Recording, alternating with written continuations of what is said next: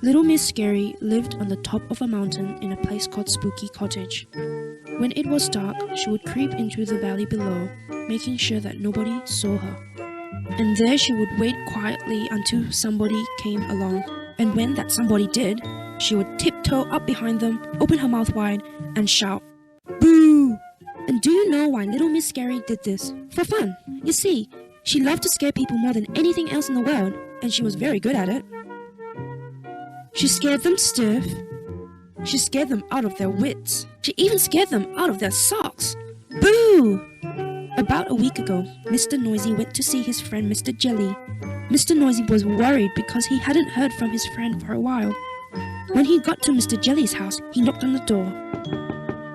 Spookily, the door swung open by itself. "Hello!" called Mr. Noisy as softly as he could, which for you and me would have been a shout. Then he heard a chattering noise coming from the bedroom. Mr. Noisy found Mr. Jelly hiding under his bed, his teeth chattering in fear. "Whatever's the—" began Mr. Noisy, and then he remembered himself. "Whatever's the matter, Mr. Jelly?"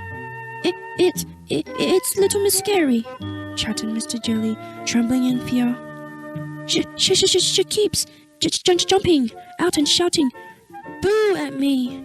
Mr. Noisy made Mr. Jelly a cup of tea, calmed him down, and told him what they were going to do. Just as it was getting dark, they hid behind a bush beside the lane that led up to Mr. Jelly's house. They waited until they saw Little Miss Scary's shadowy figure creeping past them.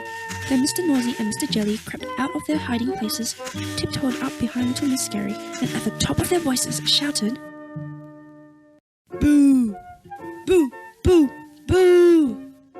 Now, the top of Mr. Noisy's voice is a very loud place indeed, so loud that Little Miss Scary leapt high in the air, and when she came down, she ran for her life. She didn't stop running until she was hidden under her bed, in her bedroom, in Spooky Cottage, at the top of the mountain.